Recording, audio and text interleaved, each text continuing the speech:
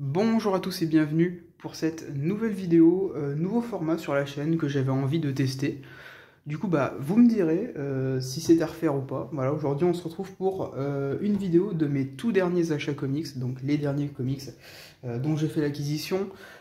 Sûrement que cette vidéo sera en plusieurs parties d'une vingtaine de minutes, je pense, le temps de présenter un petit peu tous les achats. Et puis du coup, également l'occasion de vous présenter l'état de la pile à lire, qui est un petit peu débordante, on va dire. On va commencer tout de suite avec le premier, Les Gardiens de la Galaxie Héritage, de Dana Bennett et Andy Lanning, format must-have. Si j'avais pu trouver le format Deluxe, j'aurais bien évidemment opté pour le format Deluxe, mais bon, plus tellement trouvable. Du coup, je me suis penché plutôt sur le format must-have. Alors je vais attendre bien entendu d'avoir lu... alors j'ai lu Annihilation, mais j'ai entendu dire qu'il fallait aussi avoir lu Annihilation Conquest et War of Kings, je crois. Du coup, vous me direz, mais je vais attendre un petit peu pour le lire.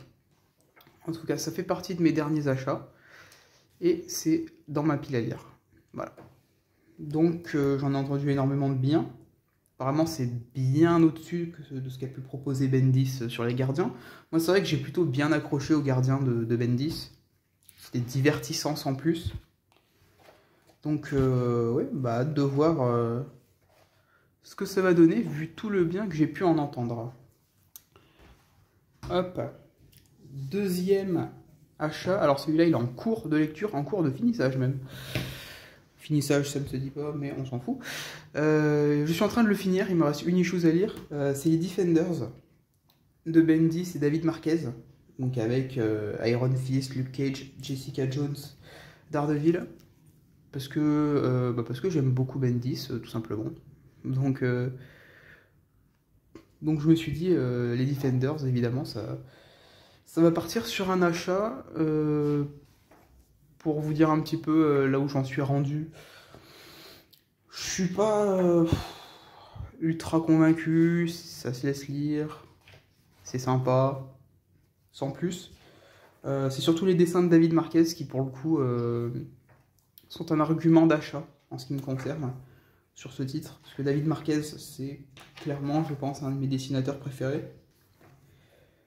Mais ouais, niveau scénario, je suis pas plus convaincu que ça. Iron Fist, je suis pas hyper fan. J'aime bien Jessica Jones. Luke Cage, c'est sympa. J'aime beaucoup Daredevil. Après, voilà, le scénario est pas non plus des plus dingues, quoi. Bientôt terminé. J'en parlerai sur mon Instagram, comme d'habitude. Ensuite, en 2 tomes, on va avoir le run de Greg Rucka sur Wolverine.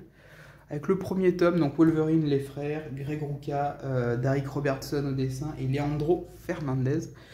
Celui-là, le premier tome, il est lu. Vous pouvez retrouver sur mon Insta mon avis complet. J'ai trouvé ça sympathique.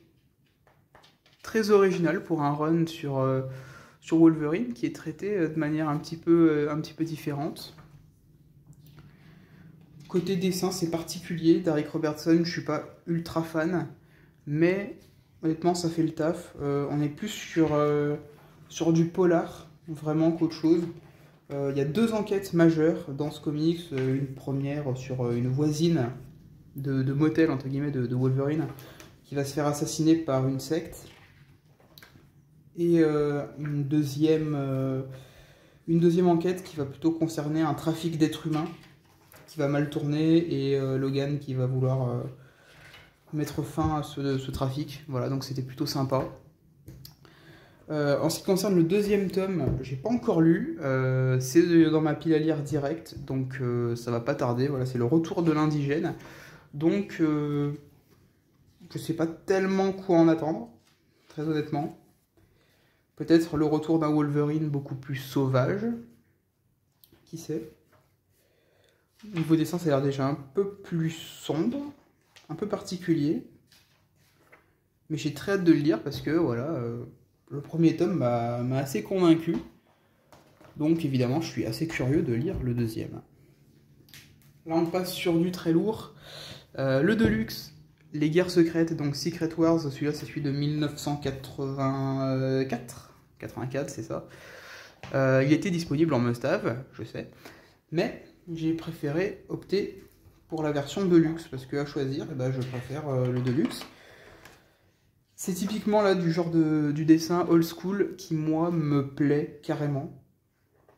Un event qui met en scène l'intégralité, la quasi-intégralité de l'univers Marvel, si je dis pas de bêtises. Et honnêtement, rien qu'en feuilletant, ça m'a donné envie directement, quoi. C'est tellement, tellement classe. J'adore ce style de dessin. C'est trop ouf. Je l'ai pas dit, donc c'est de Jim Shooter, Bob Layton, et l'autre, je crois que c'est Mike Zeck, hein, si je dis pas de bêtises. Ouais, dessin de Mike Zeck et Bob Layton, scénario de Jim Shooter. Et déjà, les dessins, j'adore. Ce Galactus, je le trouve absolument sublime. Et c'est vrai que j'ai un petit affect pour ces vieux dessins, ça me plaît énormément.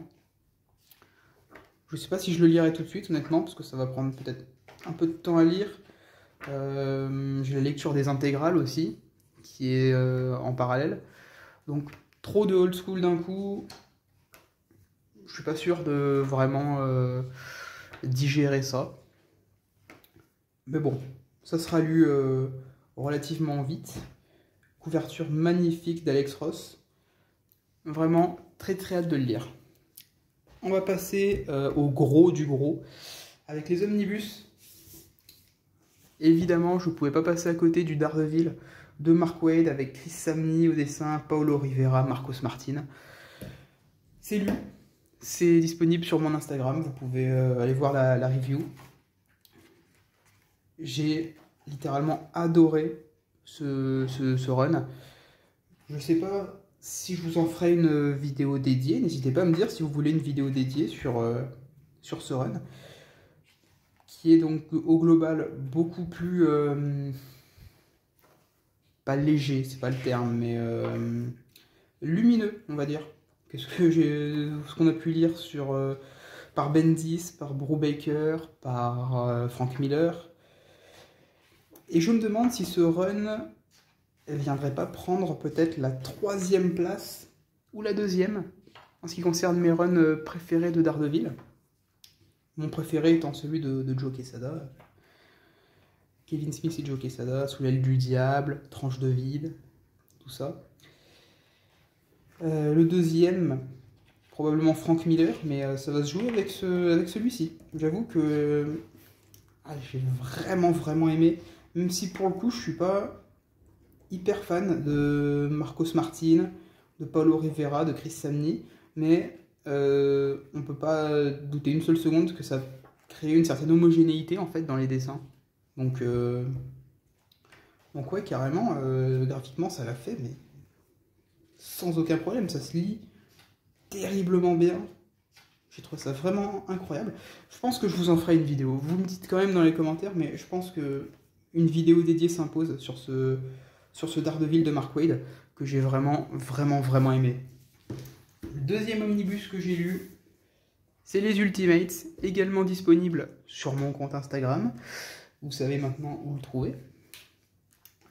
Et les Ultimates, là, bah, c'est plus mitigé. C'est un tout petit peu plus mitigé. J'ai eu luminosité, mal. J'ai eu un peu plus de mal. C'est particulier. C'est particulier, donc ça comporte Ultimates, la première série en 13 épisodes, de Mark Millar, de Brian Hitch, et Ultimates 2. Et clairement, il y a des idées très sympas. Je comprends pourquoi on dit que ça a influencé un peu le MCU. Je suis pas complètement convaincu que si on prend quelqu'un qui n'a vu que les films du MCU et qu'on lui dit « lis Ultimate », je suis pas persuadé qu'il apprécie autant que ça. Énormément de différences par rapport au film. Moi, personnellement, c'est vrai que j'ai passé un bon moment de lecture. Je vais pas le mentir, j'ai passé un bon moment. J'ai pas été subjugué non plus, j'ai trouvé ça un peu blockbuster, bas du front, un peu comme la plupart des récits de Millar, faut pas trop en demander. Néanmoins, c'était quand même classique, entre guillemets, qu'il fallait lire. Donc je suis content de l'avoir lu. Je sais pas si j'en retiendrai énormément de choses. C'était sympathique. Sans plus. Voilà. Et le dernier, que je n'ai pas encore lu, mais ça va être imminent. Ça va être imminent, évidemment. Le Amazing Spider-Man de David Michelinie, Todd McFarlane. Alors, j'avoue que personnellement, ce qui est le plus vendeur pour moi, c'est Todd McFarlane au dessin, parce que, alors, au début, bien sûr, on n'a pas du Todd McFarlane, tout de suite, mais c'est un style que j'aime énormément, le style de McFarlane. On va d'ailleurs, je pense, voilà, aller directement dans le vif du sujet. Voilà. Les dessins de McFarlane. Oh, qu'est-ce que j'aime ça. Ça, c'est ça me rappelle le vieux dessin animé Spider-Man que je regardais quand j'étais gosse. Et même si c'est une époque que j'ai pas connue dans les comics, j'avoue que ça me replonge un petit peu en enfance. Ce Venom là, Eddie Brock et tout, le costume noir, c'est ça me donne tellement envie de le lire, j'ai très hâte. Et du coup, bah évidemment, je prendrai l'omnibus de Spider-Man par McFarlane au scénario et au dessin. Hein.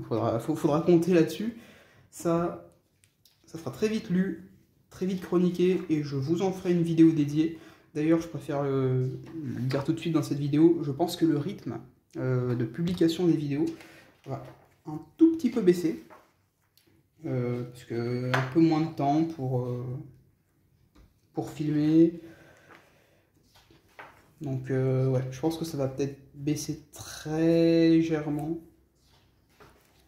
Mais en tout cas, voilà.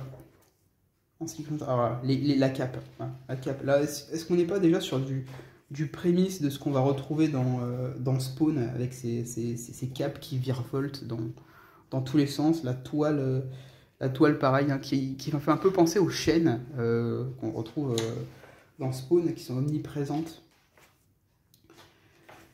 Non, vraiment, pour moi, Todd McFarlane, ouais, aussi ce genre d'encart, ces mises en page, je trouve ça juste magnifique. Le caméléon, ennemi que j'aime énormément. Non, j'ai très hâte. Oh. L'ancrage change beaucoup par contre d'un épisode à l'autre. J'essaie quand même juste de pas me spoiler, ce sera un petit peu bête. Mais bon, de toute façon, voilà, ça sera vite lu. Oh. Ça, c'est des poses iconiques qu'on aime voir. Et je vous en ferai une vidéo dédiée, en tout cas, ça c'est sûr et certain. Donc voilà, en tout cas, pour mes derniers achats. Je pense que je ferai d'autres vidéos pour vous présenter mes derniers achats. Parce que sur ceux qui me suivent sur Instagram, vous avez vu certains titres que j'ai chroniqués. Donc si je les ai chroniqués, ça veut dire qu'a priori, je les ai achetés. Jusque-là, ça se tient. Mais certains, sur YouTube, vous ne savez pas ce que j'ai acheté. J'ai encore des bouquins dans ma palle que j'ai acheté il y a un certain moment, mais que je vous présenterai aussi parce que ça fait partie de mes achats comics.